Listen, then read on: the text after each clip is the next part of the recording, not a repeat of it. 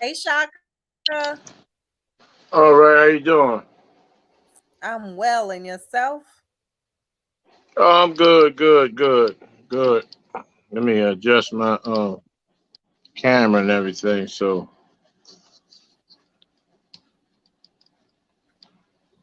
So we can see some of those powerful revolutionaries behind you. yeah, our ancestors, our beloved ancestors, of course. Yep. So tonight we're going to talk about the death penalty, life in prison, and these prison riots. Okay. So, what do you think? Before we even go there, I was watching a show before ours, The Rabble, and they were talking about the stand your ground laws. What do you think of that one guy here in Georgia? I'm gonna pull up his name. Um, who got 10 years for standing his ground? Mark Wilson. Did you hear the story? He fatally shot a 17-year-old girl, No. although he said it was self-defense. Yeah. So what happened is, from what I'm to understand, I don't know a whole lot about the story. I actually reached out to the family and I need to send them some information on the show. But what happened is they were threatening to like lynch him, hang him, chasing him down. He had the right to carry. He was 23 and he went and some kind of way he shot the 17-year-old girl. He claimed stand your ground.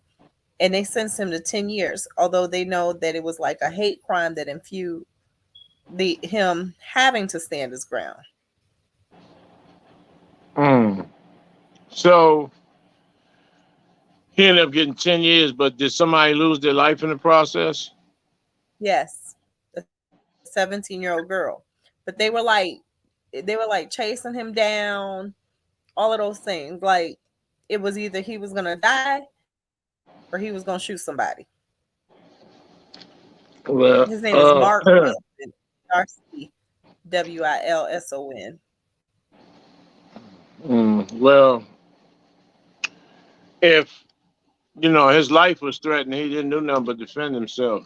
So I don't know why he even got the 10 years. I mean, when you look at cases such as George Zimmerman, who actually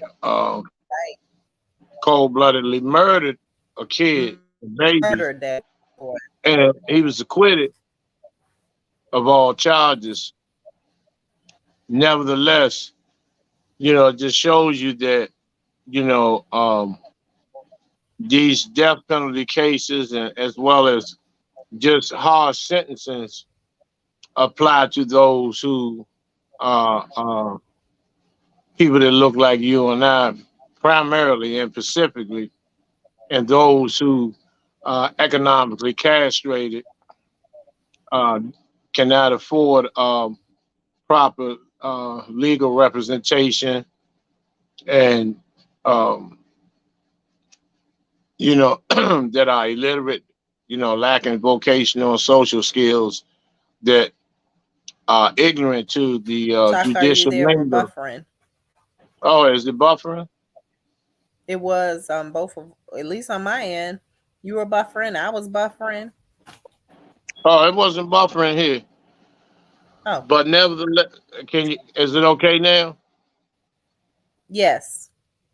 Okay. So those who lack vocational and social skills, that are ignorant to the judicial lingo and the how the system works, primary candidates for harsh sentences. It's not that hard to figure out. It's not complicated. There's no brainstorming in this. We know exactly how this goes. And until we have people that are willing to put their lives on the line in terms of understanding the entire system and willing to step and stand up to this system, and not only ask, because this is all we've been doing is asking, begging, pleading with our oppressors for some type of mercy or leniency, when it comes to our people. And once again, being a product of of the system that is not geared towards any type of justice whatsoever. It's no justice, and our people fail to realize this based on the fact that we've been duped. We get tricked, manipulated, and duped every day because for every 5,000 that they put away, they might have one acquittal to make it appear Yeah. like there's some level of justice involved, and justice is blind. But that's we all know that's bullshit. And um once again, until we have people such as yourself and others who are not looking for fame and recognition and to be personal notoriety and wear these capes and I did this and I did that, and applaud me and that type of mindset. This is why these things take place. And so once again, every once in a while somebody gets a break. It's just like the lottery, or bingo. You spin the cage, and whatever number comes up, that's the person who walks, and everybody else has to go in, for primarily for prison labor and things of that nature, and the purpose of being broken mentally, physically, emotionally, and spiritually broken uh, to conform to the injustice and the tyrannistic society that we currently live in. So, um, and death penalty cases primarily.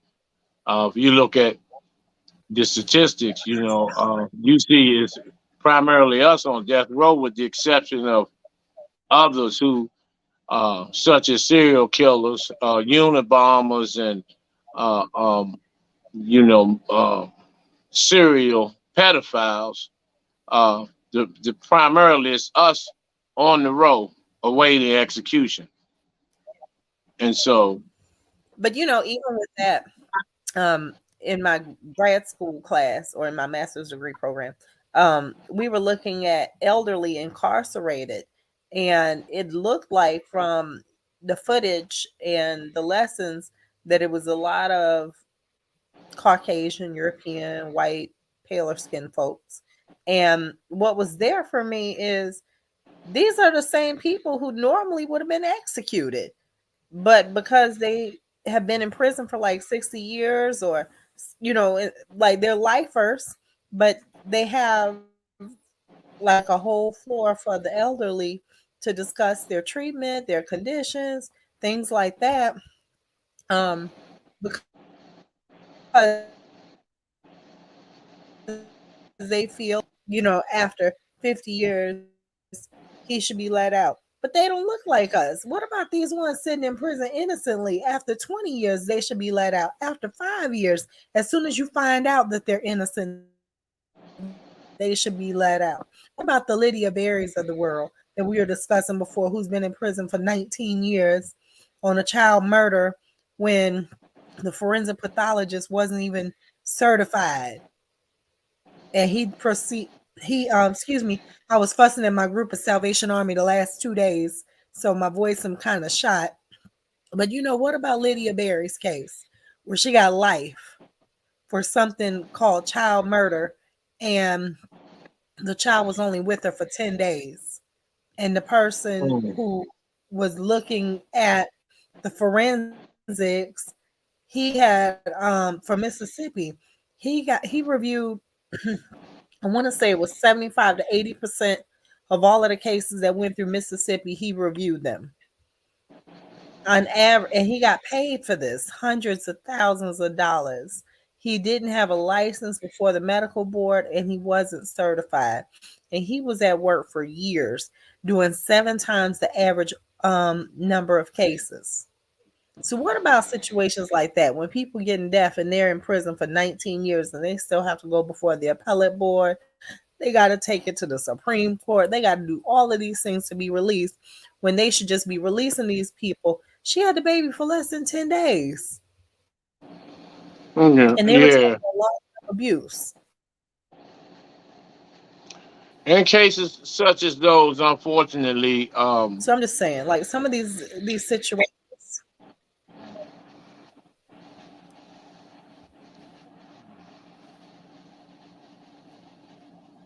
I'm listening, Shaka. oh, okay. It was buffering for a minute. I thought it was still buffering. Unfortunately, in those cases, you have people who, um, where the public, they want to satisfy the public with a conviction, regardless who it is. Anyone will do in that manner, not knowing, uh, or not thinking that those individuals that are chosen will be, will have a thorough investigation coming from the outside. This is how, um, the people that have been investigating knew about the coroner and all of these medical examiners and whatnot. See, when they sentence people just to satisfy the public, just to get a conviction, whether you're innocent or guilty, they're not looking at or expecting any type of investigation Right. of that level, that depth of an investigation. And so when it does happen, when these people and this whole situation is exposed, to keep the wheels turning, they will allow that person or grant that person clemency or whatever, just so they can continue to keep the ball rolling.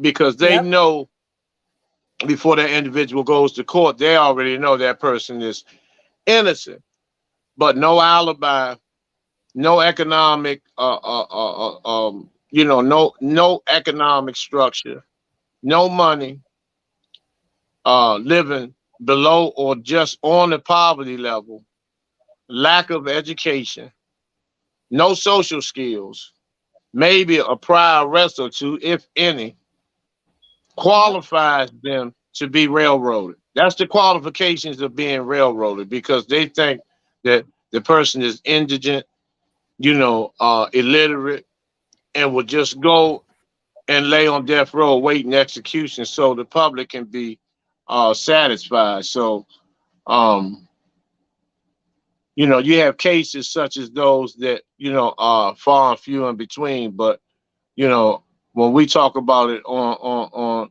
overall level, there are many of those brothers and sisters who are on death row that have not had, proper in-depth investigations to actually get them released, or at least get them back in court, and have their sentences either commuted or either exonerate them.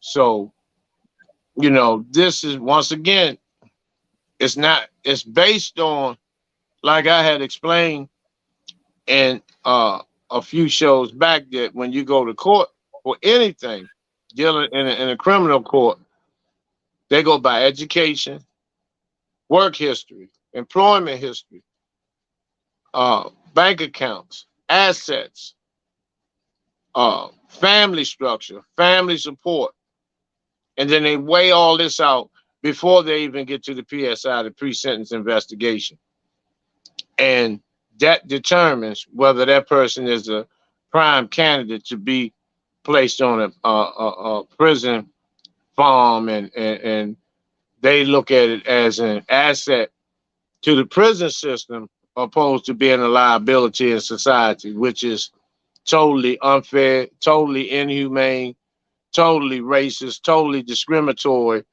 and it totally sabotages the moral fiber of the family. And so, um, until we actually fight this system besides yelling and, a little more further than just pushing paperwork. We need genius legal minds, not just people who went through law school and, and go and make deals and, do underhand stuff and give me this one and you take the next 20 and that type of stuff. I mean, people who their mission is to see everyone receive a free shot, that are innocent. And even those that are guilty that are on death row that actually don't deserve to be executed, at least have their sentence commuted to at least a life sentence or a number of years or whatever. Um, because it's so double standard that, if you take somebody's life out here, it's a penalty, but they can legally take yours, according to the judicial system. Now, I'm not saying that some cases, people have done some horrendous stuff and have committed some heinous crimes that in our hearts we would want them to receive the death penalty, you know. And I think in some cases, it may be warranted, specifically when you have these people that go around that sexually violating little babies and then murdering them and riding around with children in the trunk and sex trafficking and, all that child kidnapping and abduction and, the sodomization of our babies. That's not a bad idea, to consider that, Got to but consider to do it, to pop that trunk and put them in it. yeah, and that's what I'm saying, you know, and most of the people that are lawmakers, that are supporters of and investors that look like you and I into the prison industrial complex that make millions and billions of dollars off the blood of our people, see, they haven't had those experiences. They have not had those experiences. And if they had, their mindset will be totally different. Their thought process will be totally different.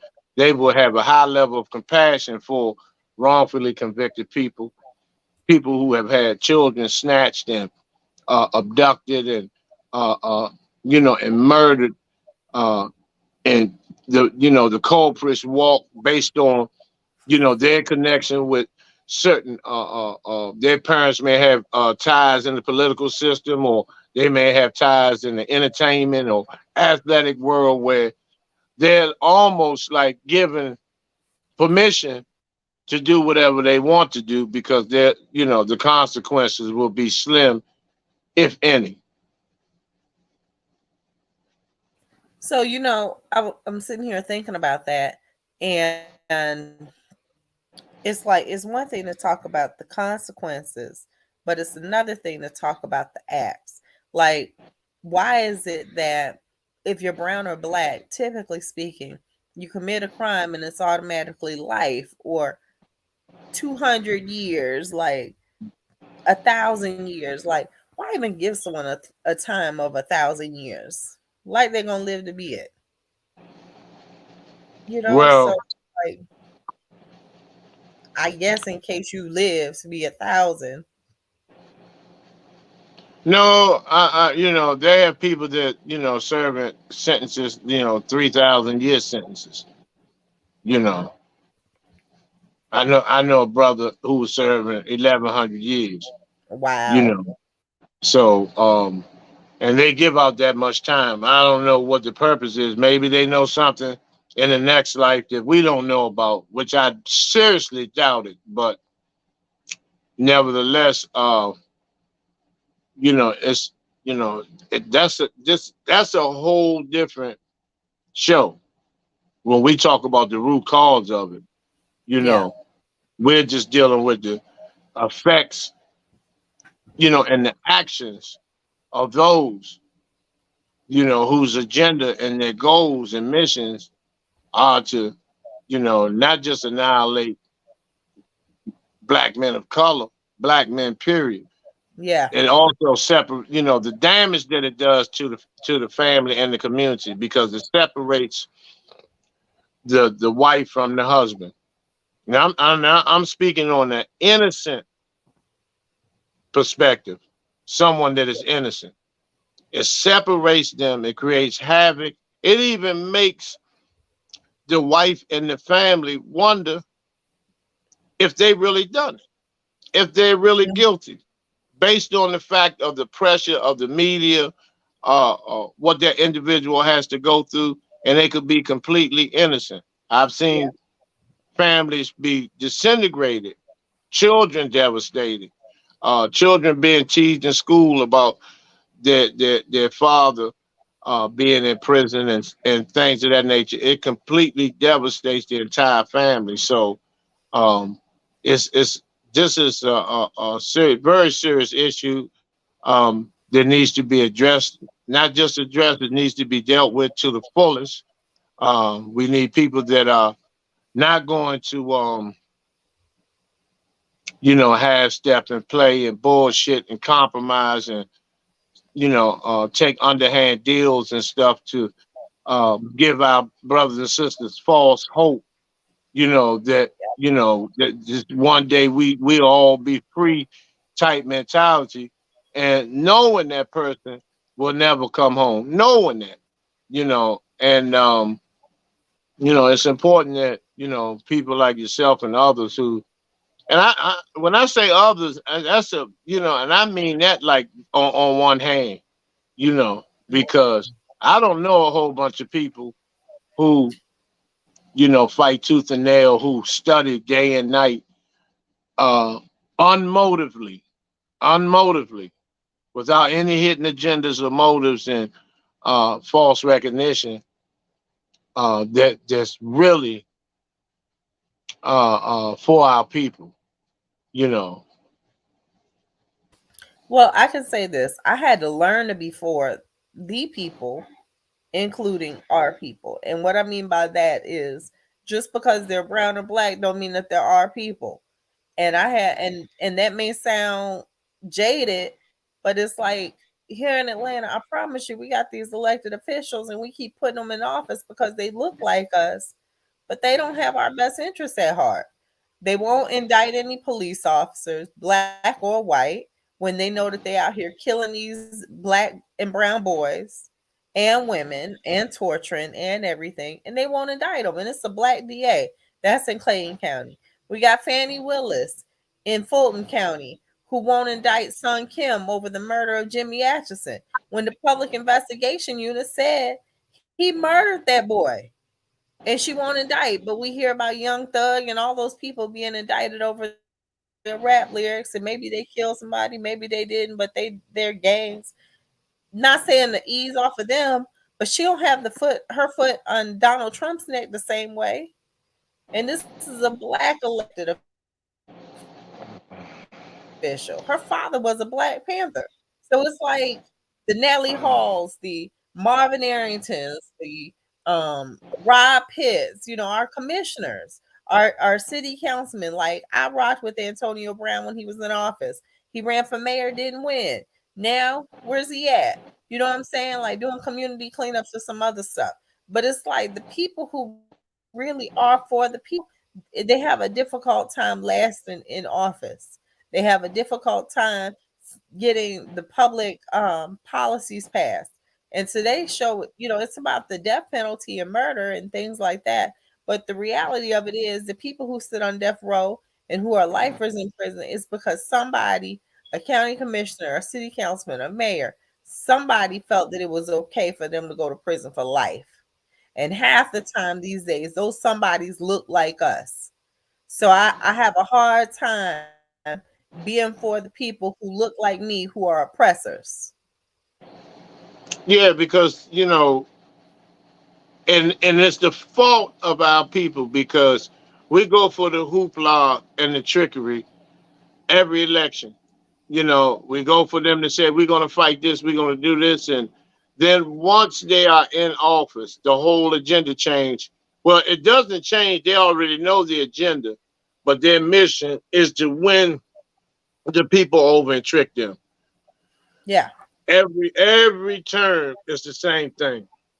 We're gonna change this. They do to play the same records, and we listen to the same records. We go to the record shop and buy the same CDs and play them over and over and over again, thinking it's gonna be another tune on that CD, and it's the same song. The songs are not gonna change.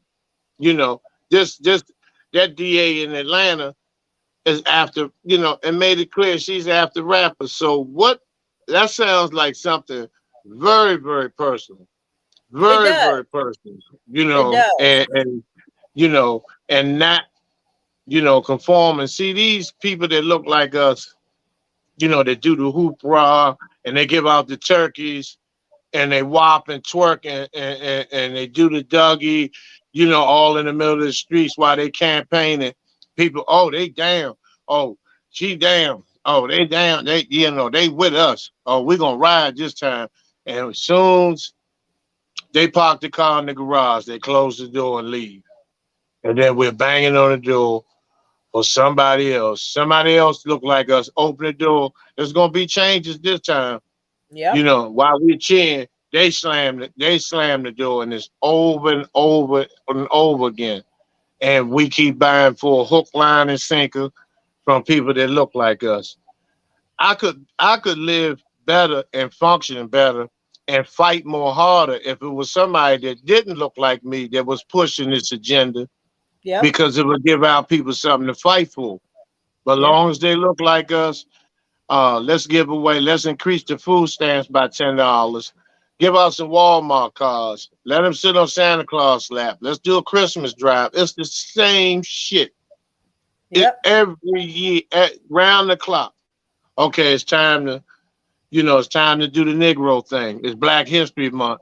Let me looking at and brush that kente cloth dress off. Get the dust off of it. And let me go down in the hood for about 20 minutes. And rally the troops. With no changes, Yep. no changes, no changes. And this is nationwide. This is just not in Atlanta, but it's more prevalent in Atlanta because you know Atlanta's not. Atlanta has been used. Brothers and sisters that I personally know down there that grew up down there. That have not moved anywhere up the economic ladder. No economic infrastructure whatsoever, based on the fact that they're not willing to conform. And you see those who conform. You see the Negroes. You see the Negroes that in Fulton County on Peachtree Street that they feel that they are cut above the bluffs and the north side where the homeless Shaka. people are. Yes. Can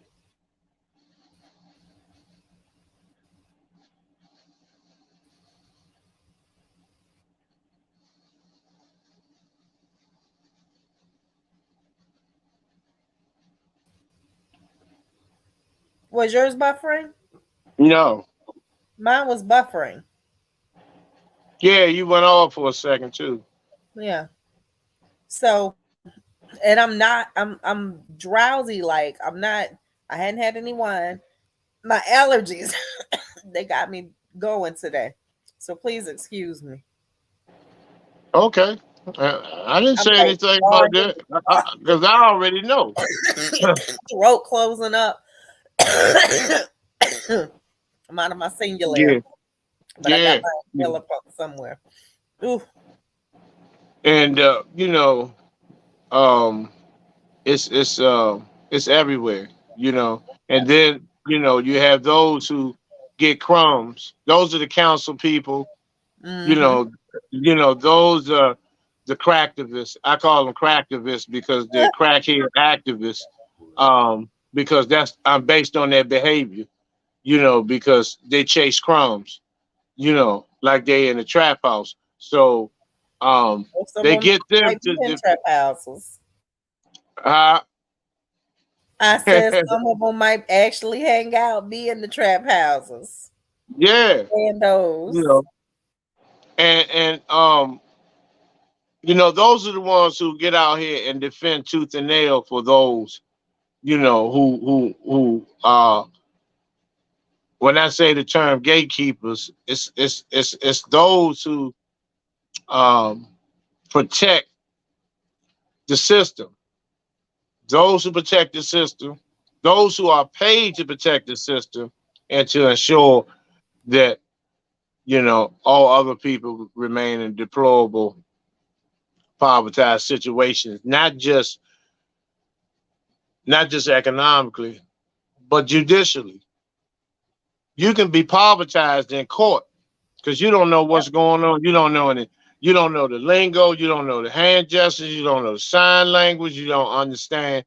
When they say no prosky and you know and this is the illiteracy and the ignorance of our people when we go into these arenas, because that's all it is in arenas. You have a stenographer who's the sportscaster to keep score, you know. Then you got the jury. Those are the fans. Those are the ones that cheer. Then you got the referee, you know, and that's the judge. He throws down all the flags, all the penalties, you know, and they always have the ball. They always have the ball, and they score just about every time they get the ball. So this is how this whole system is ran. But our people, who know everything about every rapper, about every athlete, about every self-hating TV show or TV series, black on black killing, have and have nots. All of this, they can tell you, they can give you the entire details of every cast member, where they live at, how many points LeBron, who gonna win the Super Bowl, who gonna be the next heavyweight champ. They know all of this. Then they Yep. break law, and then they go into the court, and then they depend on a public defender. And if you understand what that means, he's defending the public. He's not defending you. His job is to make you feel comfortable getting railroaded. Yep. Amen. And so Preach. they'll say, I've been there. They'll come in there, the judge is not in a good mood. He's never in a good mood when he see us. Mm-hmm. He's not in a good mood today. So what, I know it was only two candy bars and and a couple of gallons of milk. The only thing I can get you is, 18 months to 2 years. Mm-hmm. 2 years for the milk suspended, all but 18 months, on a labor camp. Yeah. Shaka, can you hear me? Yes. Okay, you froze for a minute. So, to switch topics real quick, how about Ware State Prison? And, we got a couple of folks there, the Kevin Upkins, Menes, Fuller, like I got a couple of people there. And the reality is they just had a whole riot that lasted for an hour and a half before any correctional officer showed up. Whole riot. And one guy got killed, several others got stabbed. How does that happen on their watch when the DOJ's been out? I've been interviewed by the feds about this prison.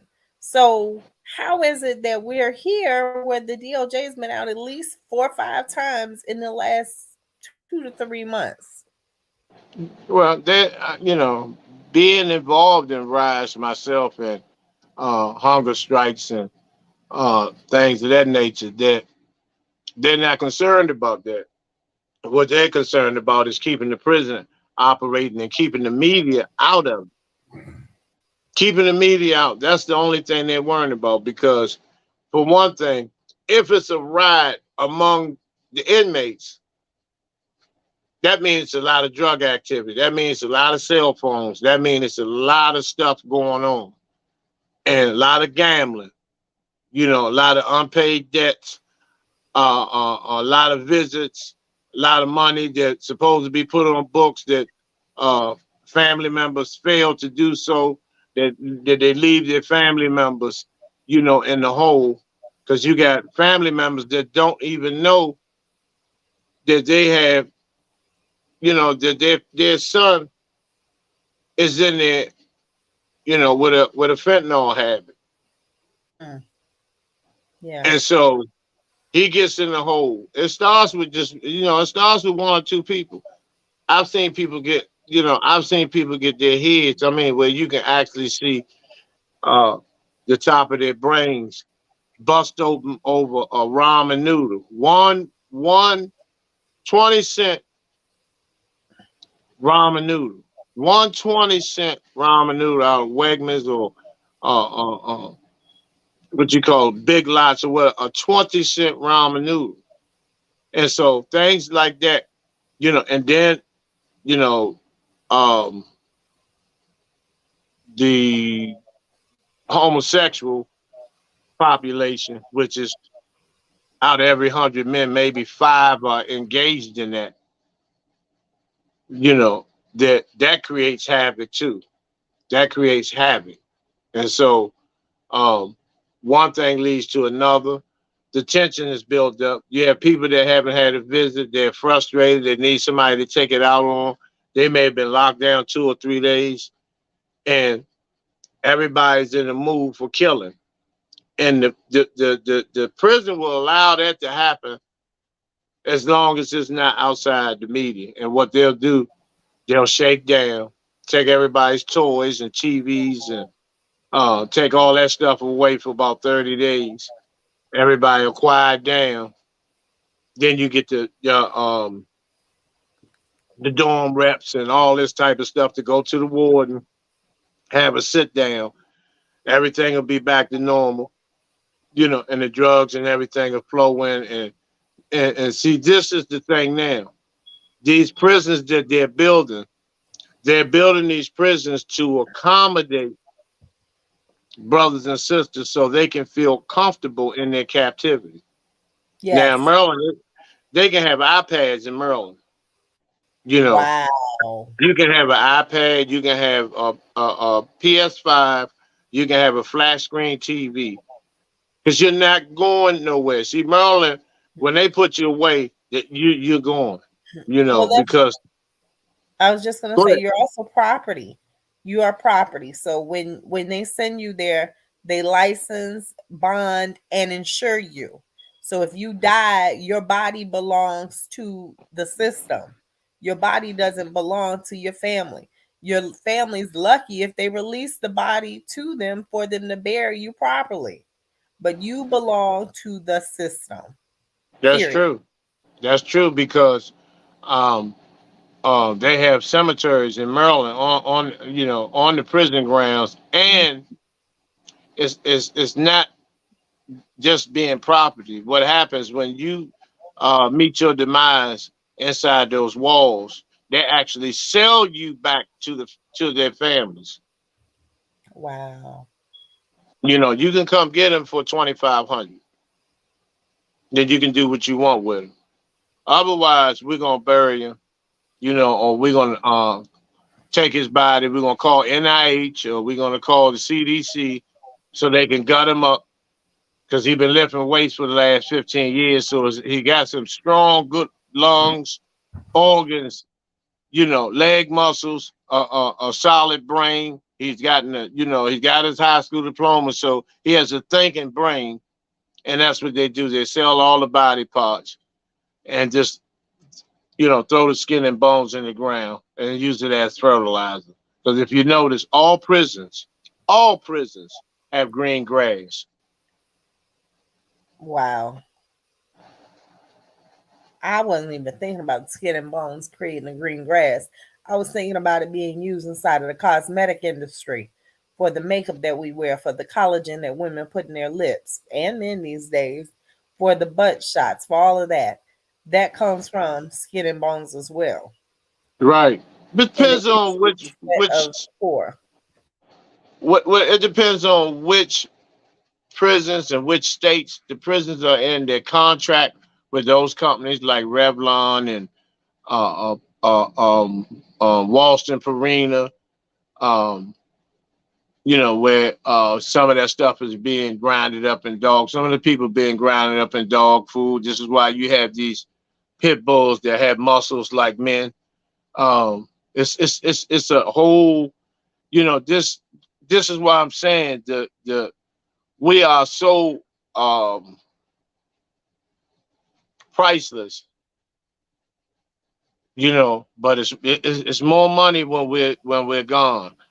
And another Yes, example, not to get off the subject, but these rappers that are being murdered is a big business. Murdered rappers is a big business because the when a rapper's murdered, even though like the P&B, this brother that was recently murdered, now nobody really knew who he was except just people that have close ties in the industry.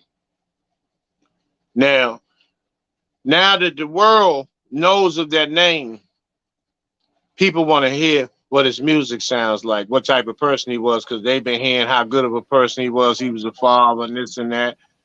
Now, his record sales is going to go to the roof. The family doesn't get the publishing, the masters, the royalties, or none of that. So it's a huge business. It's a very huge business, and I think certain rappers are targeted. I think the ones that they think that are going to buck on these 360 deals, or they want to come out and do something positive because they're sick to their stomachs and ingesting drugs and talking about killing their neighbors and stuff like that. They've gotten to up in their neck and that shit, and they're targeted. I agree. The Pop Smokes, Juice World supposed alleged suicide, the King Vons. Yeah, I agree because they sure did. Even like you said, PNB Rock. Like I'd never heard of him even, and this is sad. But we're here in the South. Nipsey Hussle, he was Lauren London's significant other. He wasn't Nipsey Hussle to the South until after Nipsey Hussle got murdered. Then he became Nipsey Hussle. But everybody, Nobody knew who he was. Nobody he was, really knew who he was was. no, it was Lauren London's baby daddy, her Yeah, significant yeah. other, because they But remember her from Roll Bounce. now you see Nipsey murals everywhere. Yeah, he's an icon. So it's like they plan, they plan to kill us. They target us. They don't care about our lives. Tupac was a test drive. That was a test drive in terms of record sales. When they saw how his record sales went to the roof, and then they just went down the line. It became Biggie, Michael Jackson, Prince, everybody. And unfortunately, even in Michael Jackson's case, the family was more interested in paper than him, because if he had done like Bill Cosby had done, because Bill Cosby had Ennis Cosby buried on his property, so that can never be seized.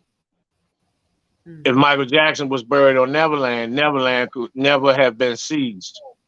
Wow. Wow. I didn't know that. Yeah, if you have a home, if you're a homeowner, and you or your significant other, your husband, or one of your children, or yourself perish and you're buried in that backyard, that property belongs to you if it's paid for forever. So, do you think that the jails and prisons work the same way with these privatized prisons? Let's say Of you own course. a privatized prison and you have insurance on all of the inmates, and now you bury 10 inmates. They're your property. So does that mean that you own that prison forever? Yeah, yeah. Because they see this is what they call wards of the state. The warden becomes your parent. The Wow. COs are the babysitters. The COs don't do nothing but babysit, whoop ass, maybe hang a couple of people if they go to the extreme. The warden and administration are the parents. And so when you go on that property, this is why they build a cemeteries on these properties, primarily to, sell you back to your family. Now, some people are fortunate enough to have the money to buy their loved one back from the system, I have and they make, I was going to say, I remember being a freshman in college and hearing about one of my high school friends dying. And what happened is he had someone, Melvin, someone went to burglarize his house, Melvin Samuels, and he called the police to report the burglary. And when they got there, they found that he had a warrant out. This is the story I heard. He had a warrant out from college, like a traffic ticket or citation or something. Instead of him just paying it or the city of Savannah arresting him, they transported him back to White County, Georgia, um, costing the taxpayers for that transportation fees. And then they tased him to death. And before telling the mom that he was dead, they charged her. They gave her the amount of all of his tickets and fines for her to pay to have her baby released. And then after she paid it, that's when they released the body. But she didn't even know that he was dead. And that's the America that we live in today. yeah, and we do nothing about it, but make noise and, hoop Yep. and I holler wrote and a letter cry. to the governor that went unaddressed. Nathan Deal at the time. Nothing happened. But that kind of You know, started my work, my path, my let's stand up for something a little more than Chanel earrings and Guess jeans and parties every weekend. yeah, You know? you'll be blessed and well compensated for that in so many ways, other than just monetary, because you know that brother as well as others that you may personally know and that I know, are screaming from the grave for help, Yeah, for assistance, for some closure, to not only for them just but to bring healing to the family, yeah, and send a message out to the public that this can no longer be tolerated. But unfortunately, we are under the hypnosis of toys. yeah, To keep you quiet. What they do now, they kill you. Police kill you. Crump, Sharpton, the usual suspects, Shabazz, all of them come in. There's no justice, no peace. They do that for 20 minutes. They get the people riled up. And the feds will call them and tell them, you got 20 minutes to get them Negroes off the street. yep, They get them off the street. They take their rage and frustration out on each other. Then you got two more murders that night because people are enraged about what has taken place. And they have nowhere to vent and to approach and penetrate the walls of evil because it's strength in numbers. So yep, they go back home into poverty, take it out on one another. National Action Network, Ben Crump come in. Shopping pays for the funeral. They front the 10 grand, have a nice funeral.